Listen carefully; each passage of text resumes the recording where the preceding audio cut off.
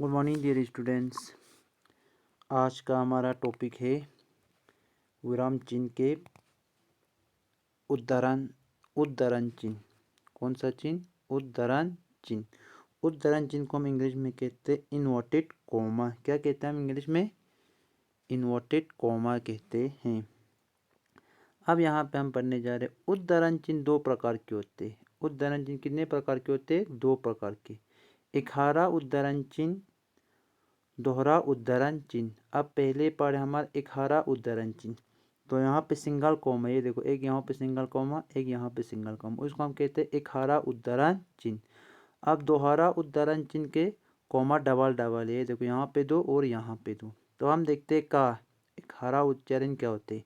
इकहारा उद्धरण चिन्ह किसी विशेष पुस्तक, ग्रंथ, उपमान, उपाधि आदि को दर्शाने के लिए इकहारे उद्धरण चिन्ह का प्रयोग किया जाता है। तो ये बता रहे किसी विशेष पुस्तक या ग्रंथ या उपमान या उपाधि आदि को दर्शाने के लिए कौन सा चिन्ह यूज करते हैं हम? इकहारा उद्धरण चिन्ह यूज करते। तो याद रखना, इकहारा उद्धरण चिन्ह को हम इंग्लिश में ये भी इसको हम कहते हैं उद्धरण चिन्ह को हम इंग्लिश में क्या कहते हैं? Inverted comma.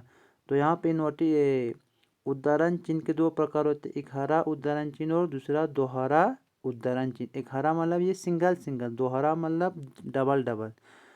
तो अब हमने अभी बताया किसी विशेष पुस्तक, ग्रंथ, उपमान, उपाधि आदि को दर्शाने के लिए इकहारे उद्धरण चिन्ह का प्रयोग किया जाता है। जैसे सूर्यकांत त्रिपाठी, तो एक व्यक्ति का नाम है सूर्यकांत त्रिपाठी निराला, उसका वो दर्शा रहे वो क्यों कैसा इंसान है? निराला। यहाँ पे तो ये सिंगल सिंगल। निराला एक महान कवि थे। तो किसी को हमें दर्शाने के लिए हम कौन सा चिन्ह यूज करते? इकहारा उद्धरण चिन्ह हम यूज करते हैं। तो आप एग्जांपल देखते जैसे कि सूर्यकांत त्रिपाठी निराला, निराले के आगे पीछे हमने कौन सा चिन्ह यूज किया है? इकहारा उद्धरण चिन्ह यूज किया है, एक महान कवि थे। अब खा पड़े दोहरा उद्धरण चिन्ह। दोहरा मतलब डबल डबल। ये देख, यहाँ पे दो कोमा, यहाँ पे दो कोमा। जब किसी व्यक्ति के कथन को उसी के शब्दों में लिखना हो, मान लो किसी के कुछ कहे हुआ बात हो उसी के शब्द में लिखना हो, तो तब दोहरे उद्धरण चिन्ह का प्रयोग किया जाता है। मान लो आपने बात कही, आप उसको लिखना है, तो हमें कौन सा चिन्ह यूज करते हैं? दोहरा उद्धरण चिन्ह। कैसे यूज करते हैं? अब एग्जाम्पल में हम आप लोगों को समझाते हैं। जैसे नेताजी सुभाष चंद्र बोस ने कहा था। अब नेताजी सुभाष चंद्र बोस ने कहा था, तुम मुझे खून दो, मैं तुम्हें आज़ादी दूंगा। अब यहाँ पे बता रहे तुम से पहले हमने कौन सा चिन्ह यूज किया हुआ है? दोहरा उद्धरण चिन्ह। ये यहाँ पे और यहाँ, तुम मुझे खून दो और मैं तुम्हें आज़ादी दूंगा। तो ये भी एक चिन्ह है, ये जो कॉमा, उसको हम क्या कहते हैं? इंग्लिश में कॉमा कहते हैं और हिंदी में अल्पविराम चिन्ह भी कहते हैं। यहाँ पे तो वो हम परसों किया था, अल्पविराम चिन्ह। अब यहाँ पे हमें सब बता रहा था तुम मुझे खून दो, मैं तुम्हें आज़ादी दूंगा। तो यहाँ पे कौन सा वो यूज हुआ है? दोहरा उद्धरण चिन्ह यूज हुआ है। अब उसके बाद हमें पढ़ना है कोष्ठक चिन्ह। वाक्य में आए कठिन शब्दों का अर्थ बताने के लिए, अब मान लो हमने कुछ सेंटेंस लिखा है, उसमें कुछ शब्द डिफिकल्ट होते हैं, उसका अर्थ बताते हैं, इसका प्रयोग किया जाता है। जैसे वक्ता, बोलने वाला। कोष्ठक को हम इंग्लिश में क्या कह सकते हैं? ब्रैकेट। तो इस तरह ये उसका सिंबल है, ब्रैकेट। मान लो आपने कुछ आपका बुक में भी होता है, कुछ मुश्किल वर्ड्स को वहाँ ब्रैकेट में उसका आसान में हमें समझाया होता है, उसको हम क्या कहते हैं? कोष्ठक कहते हैं। जैसे वक्ता, तो हमें उसका मानी पता नहीं था, उसके साथ में एक ब्रैकेट में दिया होता है बोलने वाला। योजक चिन्ह। योजक चिन्ह के देखो ये है, ठीक। योजक चिन्ह को हम कहते हैं हैफन। ये दो शब्दों को आपस में जोड़ते हैं। जो कौन दो शब्द को आपस में जोड़ते हैं, इसका प्रयोग हिंदी में आमतौर पर होता है। जो इसका प्रयोग, इस चिन्ह का प्रयोग हिंदी में आमतौर पर होता है, इसका सिंबल ये, ठीक।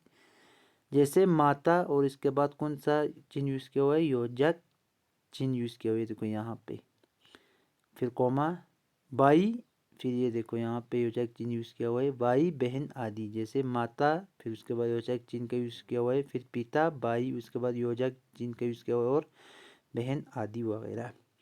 अब हमारा 10वां है निर्देशक चिन्ह।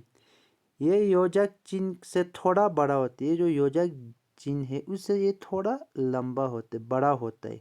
जहाँ विवरण देना हो या कथन उद्धृत करना हो उससे पहले इस चिन्ह का प्रयोग किया जाता है। जैसे उसने कहा, ये देखो यहाँ पे थोड़ा निर्देशक चिन्ह थोड़ा लंबा है, वो इसके मैं आज नहीं आऊँगा।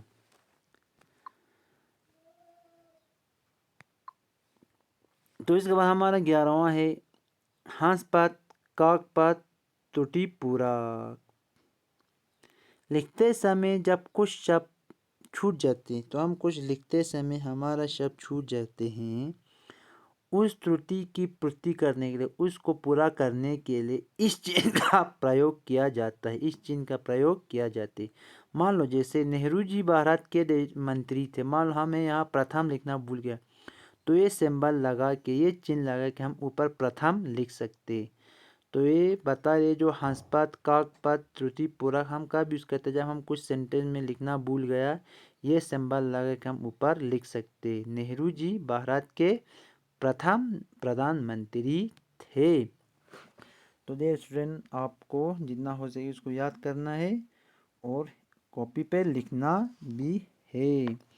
तो हमने आज तक पढ़ा पूर्ण विराम चिन्ह, जैसे कि फुल स्टॉप कहते हैं, अर्थ विराम चिन्ह सेमीकोलन कहते हैं, उष्मायादी बोधक चिन्ह पढ़ा हमने, साइन ऑफ एक्सक्लेमेशन कहते हैं, योजक चिन्ह आज अभी पढ़ा हैफन कहते हैं, उद्धरण चिन्ह हम आज पढ़ा इन्वर्टेड कोमा कहते हैं उसको हम, अल्प विराम चिन्ह पढ़ा उसको हम कोमा कहते हैं, प्रश्न सूचक चिन्ह पढ़ा क्वेश्चन मार्क कहते हैं, निर्देशक चिन्ह पढ़ा डैश देश देश देश, लगाव चिन्ह पढ़ा साइन ऑफ एब्रीवेशन कहते हैं, कोष्ठक चिन्ह पढ़ा उसको हम ब्रैकेट कहते हैं। तो सब आपके परसों आज की टॉपिक में है, आप थोड़ा याद रखिए। Thank you and have a nice day.